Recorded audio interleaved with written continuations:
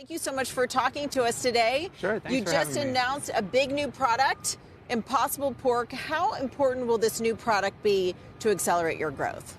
Oh, it's huge. Well, our mission is to completely replace animals as a food production technology by 2035. And pork is the single most widely consumed meat in the world. More than 250 billion pounds are consumed annually. And our mission is global. In the U.S., beef and ground beef are the most iconic meats, but globally it's pork. And so this is going to be extremely important for our future, particularly internationally. Your main rival, Beyond, had pork alternatives, sausages and patties back in 2017, and 2018 was when they launched those two products. What took you so long to get this pork alternative, and are you concerned about playing catch-up? First of all, our main rival is not Beyond Meat or any other plant-based company. As far as I'm concerned, I wish them nothing but success. They have the same mission we have. The only rival we care about is the incumbent animal-based industry. And we are not going to launch a product until we feel like we have something that passes our very high standards. And so this is something we've been working on for a while. And it's gotten to the point where we feel like, okay, this can go head-to-head against any pork from a pig. It's good to go. In terms of good to go, you do have a partnership in place, but there have been concerns about the supply chain. Will you be able to produce enough to really expand this? Yeah, actually, a very good question. And that's also something that we learned a hard lesson last year when the demand got ahead of our ability to produce. We're not going to make that mistake again. And it's a factor when we launch a new product. We're not going to launch a product and we're not going to launch a new customer until we know we have the capacity to meet whatever demand might come our way. So I think we're good there. So how do these new products and your new partnerships impact your IPO plans?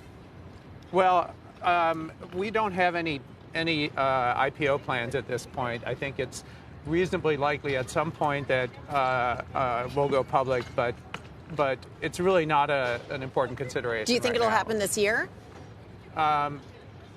I really can't say. Okay. Morgan, you want to jump in here?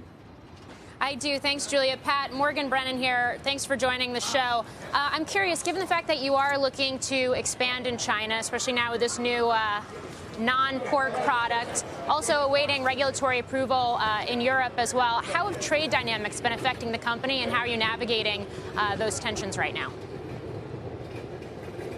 Yeah, that's a very interesting question, and it's definitely been an issue that's come up in some of our conversations with China. But in as much as we actually are still waiting for regulatory clearance to sell in China, it hasn't really affected our business yet. It's definitely something we're keeping an eye on. Now, Morgan, you want to keep going there, or should I keep? Go ahead, Sorry. Julia. So one question as you introduce these new products is you face a lot of criticism about the health benefits of these. They're processed, they're made with oils, and I'm wondering how you address concerns that these are just not that much healthier than eating actual meat as you continue to expand your product line. Well, one of our core principles is that we're never going to put a product out that we don't believe is significantly healthier for the consumer, better for public health, better for the world than the product it replaces. Our pork product has 40% lower calories, 60% less fat, and 40% less saturated fat, zero cholesterol,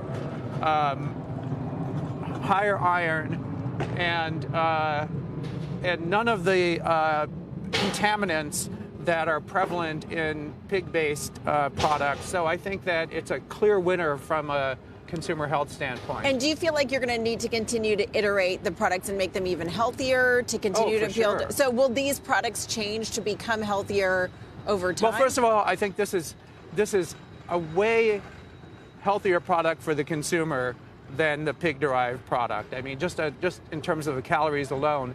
But yes, the thing is that the core advantage that we have over the incumbent industry is that we can continue to innovate and improve. And the pigs stopped getting better at making meat, a million years ago. So yes, we're constantly working on improving nutrition, deliciousness, versatility, all those things. And what about new products? What's going to be your next thing? Are you working on a bacon? We have done some work on bacon. We've worked on pretty much anything, any product that comes from an animal, whether it's terrestrial or fish or shrimp or anything like that.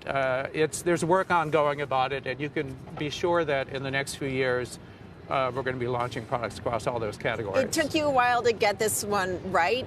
Do you Yes. think that your pace of product introduction will be faster going forward? Well, yes, it definitely will be because, first of all, it took us a long while to just understand meat at the molecular level so that we could be smart about creating new products. And not only, I would say, is the pace of new product development getting faster, but we're getting better at getting better. There's the whole innovation cycle is accelerating, and on top of that, we have been building up our R&D team. We're probably going to almost double the size of our R&D team in the next 12 months because this is the most important problem in the world. It's a really hard scientific problem, and we're all in on it.